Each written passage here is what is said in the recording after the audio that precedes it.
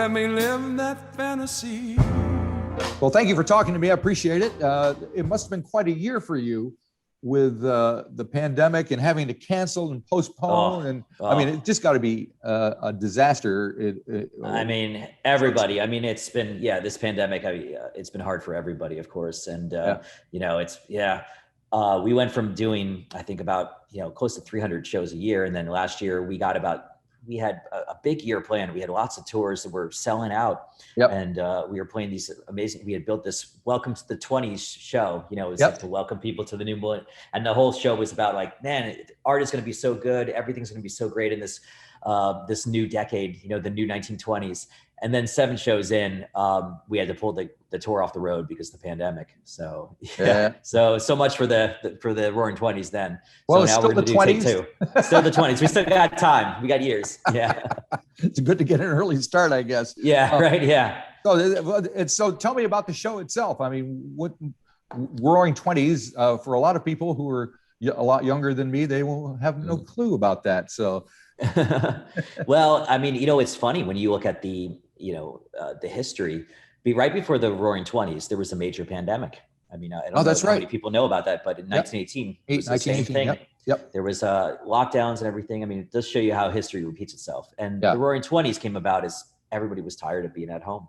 Everybody wanted to go out, celebrate, dance, and just really live their life and celebrate with other people. So that's the way that the Roaring 20s came about. And I think we might see the same thing happen now. And I mean, it seems to be with tickets are moving, people are buying tickets to our shows. And, for us, it's such a joy to get to put on these shows. It's a celebration of amazing talent, and it's a celebration of classic sounds and classic style. And, it's as simple as that. And we want to create that world, that experience for people to go back in time and just experience what it would be like to hear, amazing performances back in the day.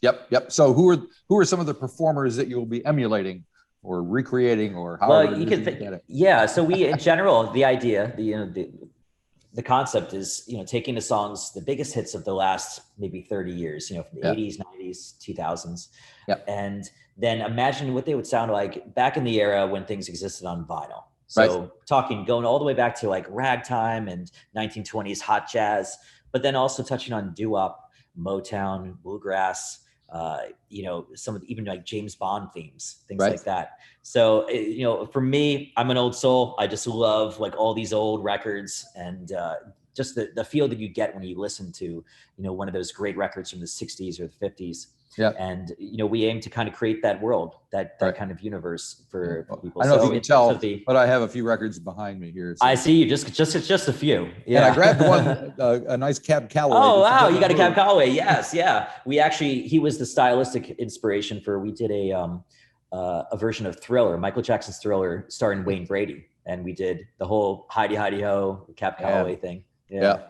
Well, I moved here from Rochester, New York, which was Cab's hometown. And no kidding. Okay. I actually saw him perform at the Eastman Theater there. Oh, all right. Yeah. Back in the 80s. Yeah, that's where cooking, man. At Eastman Theater. I think that's where we're at the Kodak, I think. Right. Could be. Who knows? They may have renamed it since then. I don't know. It's true. Yeah, it might be.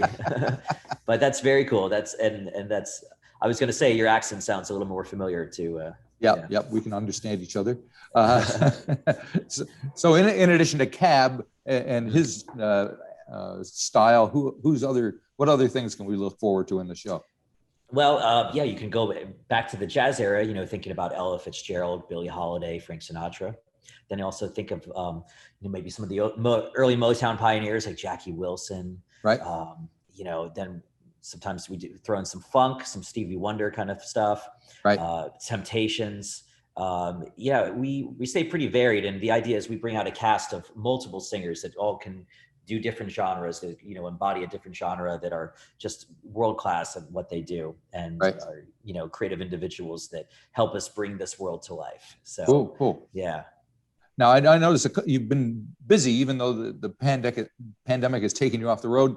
There's a couple of records that you're putting out on. Well, I took the year to basically, we couldn't really do any full video shoots. And, for us, I have my process of doing videos, and it involves everybody being in the same room, very close to each other. Right. You can imagine it wasn't the best time to do that. So I recorded a lot of solo piano. I went back to my roots and recorded a lot of the, the standards and the songs that that I started my career, as I was a pianist. So it was nice to kind of go back to the well for some inspiration. And I listened to a lot of old records again. So it was a little bit of a hiatus in that sense, just going back to my roots. Yeah. But we just reopened the studio now, and we're actually back to recording some exciting PMJ new videos that have been in the works actually for quite some time. So yeah, excited about that. You've been to New Zealand like 5 different tours so far, I think, if I'm not mistaken. Yeah, I think this will be the 6th Postmodern Jukebox tour of New Zealand. Yeah. So and I mean, amazing audiences, just amazing place. You can tell that they're music fans, and do different audiences in different places react to different styles and eras of music? Yeah, absolutely. It's very interesting what's big in different parts of the world. And I think that what makes touring such a unique thing and so interesting. And it's interesting to see what parts of our show connect with, different audiences. And it keeps things very fun. And do you have to do a little bit of research about the individual locations and kind of touch on some of their local history? We have done, we have done, we had there was a fantastic pianist who was on the road with us named Logan Evan Thomas, that he actually went, when we did our Europe tour, he learned a folk song from every single, country that we went to. So, and we snuck it in the show at like a surprise moment, where you wouldn't expect it. And it would always get a great reaction. So yeah, I mean, that's the exciting thing about live touring. When you get to do it right, you get to really experience a whole range of cultures and learn a lot about the places you visit. Very cool. Very cool. Now, nothing to do, I don't think there's anything to do with the tour here, but I read somewhere you did something with the reimagine the Friends theme with the Rembrandts. Yeah. Tell me about that. I just watched the special the other day. So. Oh, okay. Yeah. Originally we did that right before the Friends reunion that was supposed to happen. Of course, that got canceled because of the pandemic, just like our tour did, and it postponed. So that was right before the pandemic hit. We filmed this video, and so, wow, we're fortunate that we did it before things got kind of dicey. But this was one of our biggest shoots ever. We decided to take the Friends theme song through not just one genre, but just a multitude of different decades. So we started with the 1920s, went through like the swing era. We went to, the doo-wop and Beatles. We hit Queen for the bridge. I don't even know if people know that there's a bridge to that song, but there's a very, very cool bridge that we did it as Freddie Mercury would do it. And then not to give it, this is a spoiler, right. But if you watch the video for the 90s section, the Rembrandts come in.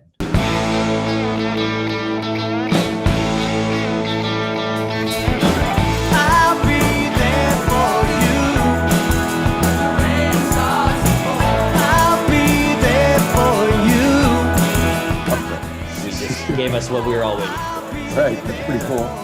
But that was a super fun shoot, and I think it actually became a really good representation for what our live show is. Right, It's a trip through all these decades. Right.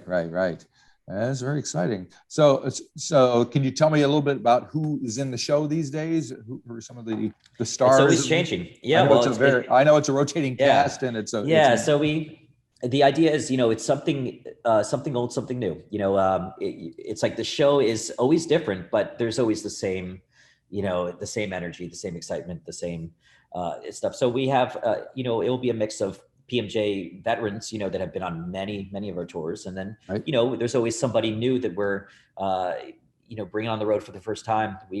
Part of what we do is kind of curating talent. We'll discover new singers that have amazing talents that, maybe that haven't even gone mainstream or anything, but we'll curate some amazing talent and show them to the world. So it's very fun to get to work with these singers and also to see how excited they are to meet all the audiences. So yeah, it would be a mix of old and new. Yeah. So these dates are coming in March of next year, right? Yes. So I mean, it's we're giving ourselves some time. I know that there's a lot to be worked out before live touring resumes in full, but that seems to be the consensus. That I mean, how devastating and what kind of impact has all this had in general on the touring industry and stuff? Oh, I mean, yeah, absolutely devastating on touring. I mean, yeah, this is everybody where this was their business. I mean, I mean, that business, was gone for a year or longer. Yeah. And, so I think we can be optimistic that, we're starting to see the signs of life. We're seeing things come back, and there's not the overall fatalistic attitude that most of the touring industry had for a while. So, and I do think that the general consensus is when touring does come back, it comes back big, because this is something that we didn't even know how much we miss. And, I mean, even just, we recorded our first new Postmodern Jukebox video in over a year last night. And I mean, just the feeling of playing with each other again. I mean, there's nothing like that, and it's something we missed so much. And it's going to feel magical. Fantastic. Well, I can't wait. I mean, we've been doing live gigs here in New Zealand for a while, but it's all local stuff. Right. Yeah. So but that's very cool that you guys have been able to, keep live music going. And fortunately, we have a great live scene or local scene, so it helps. Right. Yeah. It's a great talent. Yeah. And we're hoping to get to meet some of them on the road too. I'm sure you will. Well, thank you very much for talking to me. I appreciate it. Absolutely. Look forward to seeing you in March. Yeah, definitely. Yeah. All right. Well, take care, Jim and Marty. Sorry, I'm just getting all the interview names confused. Whoa. Fire alarm. Great. There we go. That's a sign. All right. I'll see you.